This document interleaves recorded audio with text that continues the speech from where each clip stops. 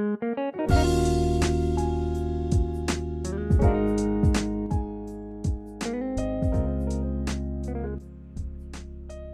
para penggemar Suyanto.id, mudah-mudahan Anda selalu sehat walafiat dimanapun Anda berada. Kita bersama channel pendidikan Suyanto.id. Ini sebuah channel untuk berbagi pengetahuan dan belajar sepanjang hayat. Saya selalu mengingatkan, jangan lupa klik subscribe supaya Anda semua mendapatkan video-video terbaru dari Suyanto.id. Nah, pagi ini kita akan memiliki tema yang dalam arti tema yang sangat aktual, yaitu media sosial dengan liberalismenya. Liberalisme media sosial ini nanti merupakan berkah atau musibah, dan akan kita diskusikan dengan tokoh muda, yaitu Bapak Dr. Imam Priyadyoko.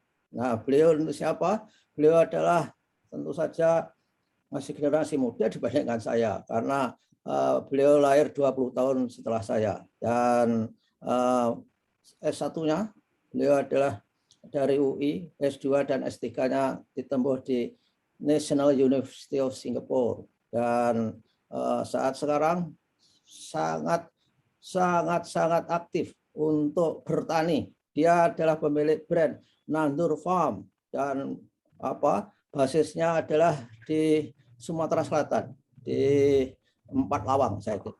Nanti bisa dikonfirmasi. Beliau juga menjadi anggota Majelis Pustaka dan Informasi Pimpinan Pusat Muhammadiyah. Juga dipercaya sebagai General Manager Surya Sejahtera Umat yang mengelola ambulans. Nah, sekarang ini sudah bersama kita, dan sebelum itu ini memang kita mengundang orang yang tepat soal media. Beliau sudah lama di Kompas sebagai jurnalis senior, 19 tahun berada di Kompas, dan akhirnya resign pada Desember 2016. Kita sapa dulu. Assalamualaikum warahmatullahi wabarakatuh, Mas Imam. Assalamualaikum warahmatullahi wabarakatuh, Prof. Yanto. Ya, apa kabar, Mas? Baik, alhamdulillah, Prof. Ya, ini kabar baik itu adalah segala-galanya di masa pandemi. Ya. Alhamdulillah. Pandemi yang masih beredar di sekitar halaman kita. Nah, Mas Imam, kita ini hidup di revolusi industri 4.0. Antara lain cirinya satunya adalah IoT, Internet of Things. Semuanya bisa menggunakan media internet untuk menyampaikan banyak hal. Nah, oleh karena itu Indonesia itu ada 170 juta orang yang akses kepada internet, dan itu dari sisi demand-nya. Dari sisi supply-nya, sekarang banyak media-media sosial yang juga membuat konten, dan kontennya itu sangat liberal, nggak ada regulasi di dunia media sosial ini. Ini merupakan berkah atau musibah, Mas Imam? Makasih, Prof. Kalau berkah itu nanti dikira berkat itu, habis tahlilan. Tapi begini, Prof. Kalau menurut saya itu kan setiap ibarat banjir atau tsunami itu yang datang itu kan yang kotor-kotor dulu, Prof. Oh ya, oke. Yang kotor-kotor semuanya menggusur semua yang jelek-jelek, airnya hitam dan situ. Begitu juga saya pikir di internet dan media sosial ini, Prof. Ya. Jadi orang mengkonsumsi yang kotor-kotor, yang jelek-jelek itu. Karena tatarannya mereka nggak mau berpikir, mereka cuma sekedar sebagai konsumen, bukan sebagai betul-betul pengguna yang memanfaatkan untuk mengupgrade ilmu pengetahuannya. Nah, itulah yang sayangnya di Indonesia di 170 juta itu mengkonsumsi itu. Sayang pulsanya, Prof. Iya. Tapi tidak termasuk dua kita, Mas. Alhamdulillah, insya Allah, Prof. Paling enggak memang masih ada lah 100 orang lain yang baik. Saya tahu itu ada gerakan-gerakan literasi digital, gerakan-gerakan semacam itu yang juga menurut saya mereka berusaha agar orang menggunakan internet dengan bijak dan baik. Misalnya di Muhammadiyah ada Majelis Pustaka dan Informasi, di MUI juga ada komisi khusus yang menangani soal media. Tapi sayangnya ini organ atau lembaga yang tidak punya power. Sementara yang punya power pemerintah, tentunya Ya, Kementerian Komunikasi dan Informasi nggak ngurus, Prof. oh, Jadi ya, ya. jadi ya bukan menyalahkan pemerintah, pemerintah kayaknya kedodoran, Prof. Gimana mereka ya? Mau menangani? Mereka gampang. Ya. Internet of Things kan sekarang ini iHub sudah masuk dari Indonesia. Oh, apa itu, Mas?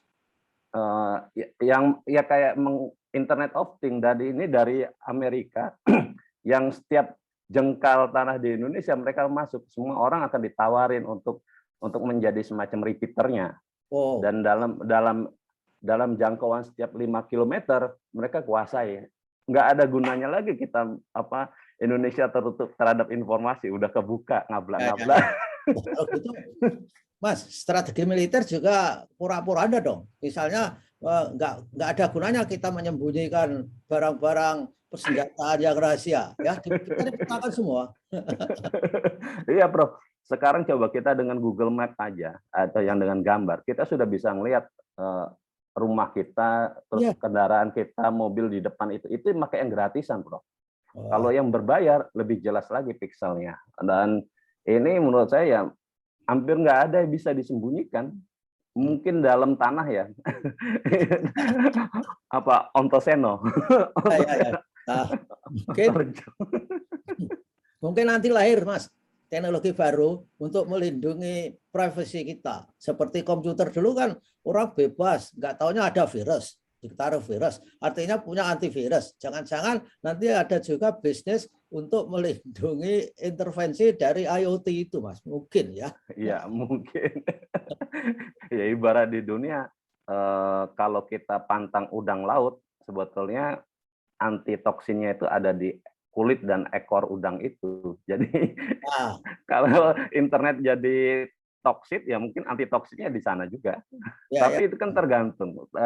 Virus di internet atau di komputer itu kan dibuat untuk bisnis, Bro. ya, ya. Dan Ya. sebagian dari kita kan juga virus, ngeri juga. Vaksin pandemi COVID-19 katanya ada yang dibuat. Ya, walau alam lah. Ya, ya, kalau itu kontroversial. Saya termasuk antara percaya dan tidak, tapi banyak tidaknya. Masa COVID dibuat, yang membuat juga menjadi korban, itu kan juga tidak masuk akal. Dia nggak bisa sembunyi juga dari buatannya sendiri, misalkan saja. Nah, Mas, ini kan seperti media sosial yang tampilannya itu berupa konten video-video, luar biasa, Mas. Itu ya tidak mengindahkan norma-norma seperti pornografi, vulgarisme, tabu, itu sudah nggak menjadi pegangan dia untuk membuat konten. Alasannya katanya kita kan nggak merugikan orang, jadi rugi itu dia diukur oleh jumlah duit aja. Tapi ujaran-ujaran misalkan yang vulgar, terus informasi mengenai bagaimana yang sebetulnya belum bisa diterima oleh anak-anak, itu dengan lugas, dengan open dipaparkan dalam konten itu. Bahkan, Mas, sekali tayang baru 1 minggu yang nonton sudah 20 juta, Mas. Itu gimana itu? Nah, malah yang memberikan konten yang seperti itu mereka saling memberi gelar pemersatu bangsa. Gimana, Mas, ini? Gimana ini fenomena seperti ini ke depan? Ya, kalau yang memberi gelar kan biasanya memang yang menguasai sesuatu ya, atau pemenang perang memberi gelar. Apakah mereka ini pemenang perang di dunia yang baru ini, ya walau alam sebetulnya. Tapi kalau menurut saya mereka kan memang nilai-nilainya bukan itu, Prof. Jadi pegangannya nilainya adalah penonton, like, yang ngasih jempol, yang ngasih share. Jadi memang nilai-nilainya mudah berubah. Ya, Dan ini kalau kita di keluarga tidak memberikan pemahaman atau pendalaman terhadap anak-anak, mereka akan dengan nyaman aja mengkonsumsi itu. Tapi kalau anak-anak kita atau diri kita punya kontrol terhadap nilai-nilai yang kuat, maka itu nggak akan menarik buat mereka. Jadi sebetulnya meskipun kita bilang kita tidak punya kontrol terhadap media sosial, sebetulnya kontrolnya itu simpel, Prof. Ada di 2 jari, di telunjuk dan jempol. Tinggal Ya, pencet mana yang mau kita mah. Nggak ya, suka geser, nggak suka geser. ya, Mas. Tapi itu kan teorinya begitu. Prakteknya anak-anak itu sekarang kan daring. Jadi Iya, kemampuan search itu menjadi meningkat, tapi kadangnya ketika search itu secara tiba-tiba, secara kecelakaan, ada konten yang sangat menarik bagi usia-usia mereka. Itu saya kira mengalahkan dari apa tausiah-tausiah bapak ibunya. Nah ini kan mengkhawatirkan. Oleh karena itu, Mas Imam perlu nggak bahwa konten-konten itu ada regulasi. Seperti TV aja ada komite penyiaran misalkan saja, pers juga seperti itu. Nah itu belum hadir atau bahkan harusnya ada undang-undang. Di Cina kabarnya media sosial tidak terlalu terbuka dikendalikan. mereka buat sendiri, Prof. Nah ya itu. Nah kita kira regulasi perlu nggak menurut Mas Imam? Menurut saya namanya regulasi tetap perlu ya, Ya. tapi juga jangan kelewatan. Jadi sesuatu yang mereka bisa dihalang-halangin, ditutup berbagian. Sekarang anak-anak itu gampang menemukan pintu belakangnya. Iya betul. Menembak dengan ISP atau VPN sudah nggak terlihat, nggak terbaca sebagai IP address Indonesia kan. Oh yang katanya apa namanya itu kalau melihat pintunya dari pintu luar negeri itu Pintu apa? belakang gitu. Bisa VPN. Oh VPN ya? Ya bisa VPN dia. Mereka punya berlangganan VPN, kemudian seolah-olah itu kan IP address-nya bukan Indonesia. Ya. Sehingga nggak bisa diblok ya. Nggak Nah, bisa diblok. nah Sekarang memang internet itu amat susah menurut saya diblok, kecuali punya kebijakan keras seperti Cina ya, yang melarang dia nggak mau dengan media sosial yang ada, dia bikin sendiri sehingga semuanya bisa dikontrol. Nah, itu bagus juga menurut saya kalau memang mau, tapi juga jangan ketinggalan teknologi gitu. ya maksud saya ya isi kontennya saja diberi Iya, rambu-rambu. Kita kan betul. sudah punya undang-undang pornografi, Mas. Itu banyak loh konten yang melanggar undang-undang pornografi. Tapi dibiarkan saja. Apakah karena banyak orang yang sedang melakukan seperti itu sehingga pelanggaran undang-undang itu dianggap melenggang saja kalau jumlahnya banyak. Jadi karena banyak jadi legal gitu. Jangan-jangan ada anggapan begitu. Karena semua maling sehingga maling itu jadi baik gitu. Yang nggak maling salah gitu. Nah, tapi saya masih optimis. Teori sampean yang mengatakan seperti banjir itu awalnya air itu membawa sangkrah-sangkrah, sampah-sampah, itu lama-lama airnya jernih gitu. Tapi menunggu jernihnya itu Mas yang Lama. daya rusaknya sudah luar biasa itu banjirnya itu. Bagaimana? Iya, ya kamu semua butuh waktu ya, Prof. Kadang-kadang memang kita nggak kesabaran, tapi memang proses itu ada waktunya. Menurut saya ada kalanya anak-anak itu atau siapapun akan bosan dengan hal-hal yang semacam itu. Mereka akan menuntut sesuatu yang lebih. Ibarat main game lah. Ya. Game itu selalu di-challenge sesuatu yang baru, di-challenge sesuatu yang baru. Nah, kalau nggak ada challenge dan melihat mereka hal yang sama, mereka nggak akan nonton lagi. Ya, tapi itu kan ketika kita bicara, saya kan bicara dengan Dr. Zainal Mutakin yang ahli homeostatic steady state manusia. Nah, itu yang namanya kebutuhan yang apa? Yang sangat vulgar, kebutuhan hubungan suami istri itu nggak ada bosnya Mas kalau dia dalam arti nunggu bosnya lama itu karena apa?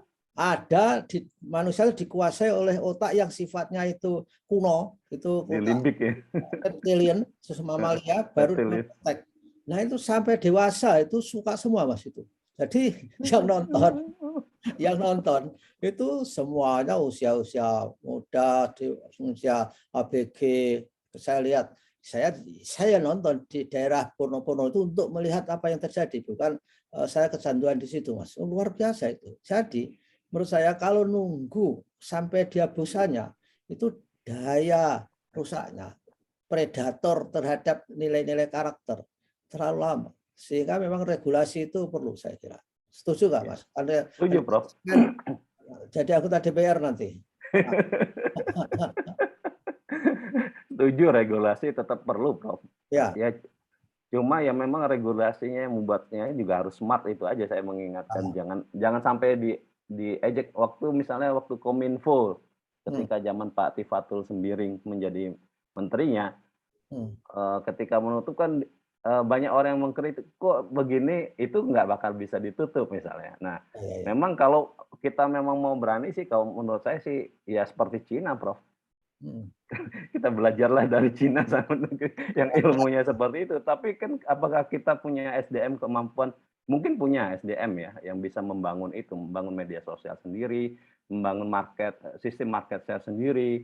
Seperti itu akan jauh lebih baik, bahkan lebih menguntungkan. Kita kan pasar nih, pasarnya banyak.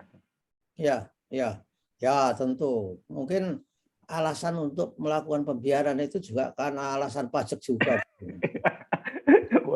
Saya nggak berani ngomong gitu, Pak. Bisa juga, itu memang ada kemungkinan kan. Memang sengaja dibiarkan. Kalau nggak biarkan, bisnisnya kena juga, Prof. Ya betul, karena yang konten-konten buat konten yang laris banget itu pajaknya mahal, Mas. Itu miliaran itu, bahkan dalam arti 1 bulan itu kan. Tapi kan pemerintah masih belum bisa menarik pajaknya, Prof, setahu saya. Loh, katanya pada bayar pajak kok, kata yang bikin konten-konten hebat itu. Kan statistiknya itu jelas sekali, berapa pendapatan lo gitu. Iya. Dari situ kan jelas. Yang orang yang nggak punya pendapatan saja jelas kok statistik, Mas. Hanya PHP. Yang punya saya Google-nya kok nggak ditagihin pajak. Kan kalau itu karena belum miliaran kali. Belum jelas, Mas. Yang jelas-jelas itu loh. Yang jelas sampai kan pendapatan juga nggak jelas, dan pornonya juga jelas tidak. Nggak ada. Jelas tidak. Jadi masih nggak diperhatikan, itu nggak apa-apa. Tapi kalau mendatangkan uang itu saya kira untuk pajak memang dipajaki bagus itu. Ya saya setuju saja dipajaki, tapi dipajaki dalam arti mengkontribusi terhadap keuangan negara, sehingga membantu defisit, membantu utang itu sangat mulia. Tetapi bahwa misalnya saja nilai karakter ada predatornya dari media sosial itu kerugiannya itu jangka panjang. Ya, jangka panjang, dan kutukannya itu tidak sekaligus. Karena kutukannya nggak sekaligus, nggak dirasakan rusaknya itu di hari lain, sehingga akan nunggu waktu itu loh. Jadi tidak spontanitas itu. Nah, kira-kira apa kok orang di media sosial itu begitu gampang menaruh konten-konten yang yang sangat-sangat vulgar, kadang-kadang ujaran yang juga tabu itu. Menurut Mas Imam apa itu sebetulnya? Ya mencari tadi PT tadi, Prof. Ya. Mencari uang, tapi mereka memang melupakan itu ya, seolah-olah mereka seperti bandar narkoba yang kemudian dari hasil penjualannya mereka menyumbang masjid itu, atau koruptor menyumbang masjid gitu kan, seolah-olah bersih gitu. Padahal kerusakan yang sudah mereka akibatkan perbuatannya itu jauh lebih merusak ketimbang mereka nyumbangnya. Gitu. Tapi katanya ya daripada nggak nyumbang lebih baik menyumbang. Ya mereka juga ngomong gini-gini kan juga memang menyumbang masjid, memberi santunan kepada orang miskin itu yang yatim dan sebagainya. Wah, itu memang dilematis kita. Kita nggak bisa ngomong dari sisi-sisi yang sangat hitam putih. Jadi luar biasa itu. Nah, kira-kira Mas, banjirnya itu selesainya kapan? Sampai punya dari banjir tadi. Banjirnya selesai kapan ya, PR yang panjang nih, apalagi kalau menterinya Mas Nadiem yang sangat aware terhadap perkembangan internet ini, harusnya dia tahu, tapi sayang di kepalanya mungkin sekedar mekanisme pasar yang dikejar, sehingga misalnya pendidikan merdeka ya merdeka banget, Prof, artinya semua orang boleh ngapa-ngapain tanpa ada aturan. Nah, Saya pikir memang banjirnya itu, kalau saya tadinya berharap ya, sebagai misalnya dari Kementerian Pendidikan punya sesuatu yang lebih dari sekedar itu, Prof. Hmm. Juga dengan pemerintahan Pak Presiden Jokowi kan punya sangat concern terhadap internet, bagaimana untuk bisnis, memajukan UMKM. Tapi sayangnya memang nggak ada pengendalian yang lain. Hmm. Ibarat kita mau nanam, saya nanam jagung, kita nanam jagung tok tapi nggak dipagerin, nggak diawasin, ya hilang. Ya, ya, betul, betul, betul. Dan gulmanya tidak pernah. Gulmanya juga nggak disiangi, nggak dirawat, ya susah. Padahal kan dalam pertanian itu juga ada apa? Ada moralitas, Mas, yang bisa terkait ya. Orang nanam Iya, jagung itu pasti dikerumuni rumput. Tapi iya, kalau kita nanam rumput nggak pernah tumbuh nggak ada juga. jagung.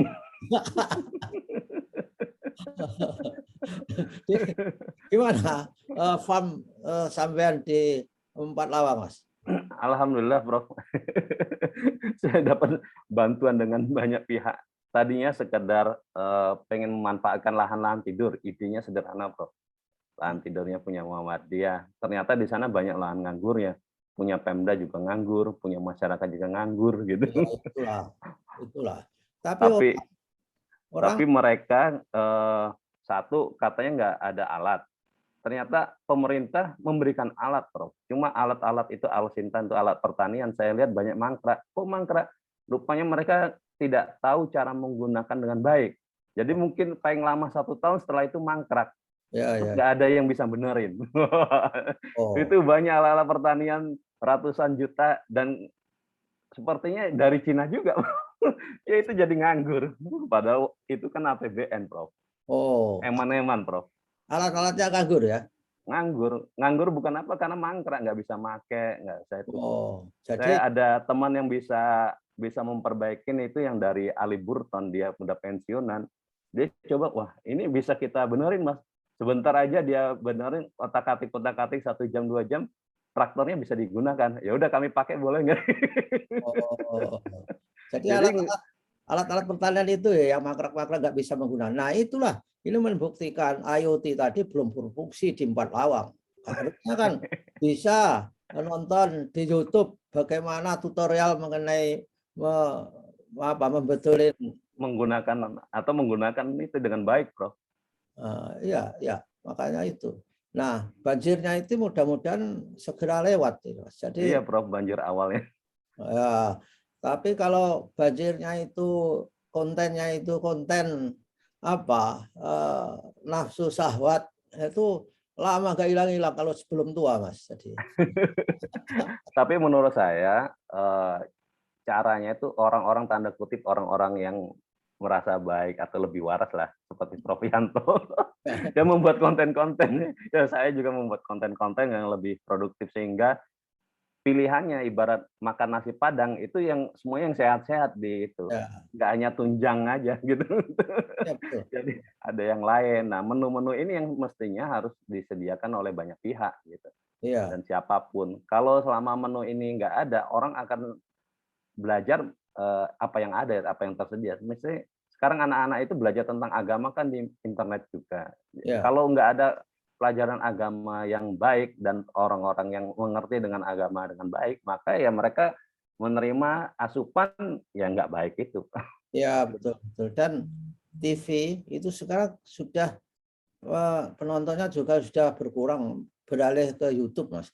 Karena di Iya, YouTube tuh ada 3 prinsip yang sering dibicarakan di BSNP itu, bahwa iya, pengetahuannya itu bisa didapatkan secara fleksibel, integrated, dan personalized. Jadi iya, orang-orang lebih suka itu. Kalau di TV kan nggak bisa memilih, pilihannya sangat tidak fleksibel. Jadi TV saya itu sudah jarang dilihat. Istri saya juga beralih ke YouTube, Mas. Jadi sampai dia belajar bisa nyambung pucuk, grafting untuk tanaman itu juga dari YouTube saja. Nah, oleh karena itu saya kira memang perlu ada gerakan kita ini, Mas. Jadi sampean, saya paling tidak sudah 2 orang ini ya, eh, Prof. untuk Banyak, membuat Prof. konten, untuk mengimbangi kontennya yang porno-porno itu. Tapi saya yakin kita nggak akan menang. Tapi kalau tidak berbuat, kita akan selemah Makin kalahan. nah itu setuju saya. Jadi kan masih semangat nggak buat kontennya itu? Masih, Prof. Saya bikin konten juga terus, Prof. Ya. Sekarang banyak dengan konten pertanian. Oh ya, oh nanti saya kolaborasi. Tutorial. Saya juga sering bertani, sering berkebun, tapi pengalaman saya bertani berkebun tuh masalah musuhnya banyak sekali. Jadi buah saya itu baru pentil saja dirubung kupu putih-putih itu. 4 lawa ada kupu putih-putih itu, Mas. Itu Banyak. Kalau sebetulnya kalau mau dengan insektisida gampang, insektisida kimia. Tapi kayak yang alami juga bisa, Prof. Dengan jahe bisa. ya, tapi itu enggak Daun efisien. mimba.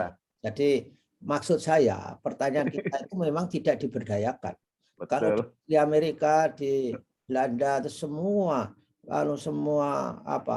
seperti gulma, seperti kupu-kupu, artinya jasad-jasad itu diciptakan predatornya. Di sini nggak ada predatornya itu. Jadi akhirnya ya di semua orang dihantam pestisida, padahal harga pestisida itu mahal.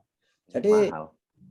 mangga itu luarnya itu bagus, tapi kalau matang pohon di dalamnya itu sudah penuh ada ulat. gatung. Jadi karena sejak kecil dientup, disengat lalat buah. Nah, untuk menangkap lalat buah itu saya juga punya teori dan resepnya, tapi mahal. Begitu saya kasih, tetangga gak ngasih, ya hijrah juga. Iya. Nah, ini masalah lain ini. Ya, jadi kembali ke media sosial tadi, kita sebaiknya berkampanye memang untuk membuat konten alternatif supaya orang punya menu pilihan, tidak menu pilihan yang menarik. Ibarat makanan itu kalau enak belum tentu menyehatkan. Percaya nggak, Mas? Betul, ya, sepakat, Prof. Ya, jadi konten yang porno-porno itu enak itu ditonton itu oleh anak-anak kita. Ada yang kontennya agak vulgar gitu, penontonnya sampai 35 juta, bayangkan. Wah, luar biasa itu.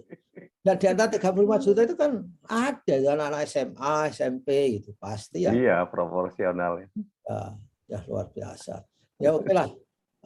Oke lah, Mas. Jadi kalau Mas Imam diminta pesan kepada orang-orang bikin konten di media sosial, apa pesan sampean, Mas? Kalau saya simpel, Bro. Ya. Buatlah sesuatu yang memang bermanfaat buat kita. Kita mencari, membaca apa yang memang menurut kita berguna untuk upgrading. Upgrading apa aja? Upgrading ilmu, upgrading pengalaman. Ya. Kalau ini kita gunakan, maka Indonesia akan cepat sekali bangkitnya, Prof. Ya, amin. Jadi tagline channel saya jadi nggak salah, Mas. Bagi pengetahuan dan belajar sepanjang hayat. Ya. Amin. Ya. Mas sampean apa itu tagline-nya, Mas? Konten saya belum ya. Nanti saya main ke sana juga. Ya. Boleh. Baiknya menanamlah setiap hari agar kita bisa panen di kemudian hari. Wah, sangat bagus itu. Itu kalau saya di pertanian pohon-pohon itu saya selalu menanamkan values tebang 1 tanam 3. Saya bilang begitu. Jadi pohon-pohon itu tidak hilang begitu saja. Jadi saya titip message, Mas. Jadi kalau petani itu jangan putus asa karena menanam itu ibadah. Termasuk yang dimakan burung, termasuk yang dicuri orang, itu ibadah. Tapi kan sampean masalahnya kan nanamnya itu berbisnis. Kalau saya hobi aja.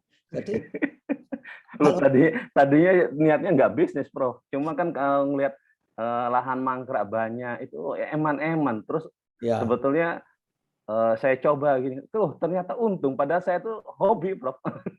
Dari hobi aja. Ternyata ini sebetulnya kok petani kok bisa rugi ya, saya bilang. Gimana salahnya gitu.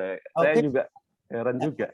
Bagus, nanti ya minggu depan kasih tipsnya deh supaya bagaimana orang bertani itu untung. Karena saya buntung terus tapi ya hanya cabai aja kemarin sebentar. Sekarang cabai jatuh hanya 5.000, bahkan di sini 3.000. Dibiarkan mangkrak itu. Mau saya ganti pisang saja biar dilihat saja keluar buahnya gitu. Jadi nggak usah apa. Kalau lahannya luas tanam jagung, Prof. Sekarang mahal. Yang protes sama presiden ditangkap. Oh ya, tapi memang nggak bisa begitu Mas di Indonesia. Sekarang mahal, besok kalau kita tanam saatnya panen, kita sudah kedahuluan yang lain juga. Ya, tapi kita harus dengan mindset sudah tahu harga normalnya berapa. Misalnya jagung kan 3.500 harga normal ya. Ya.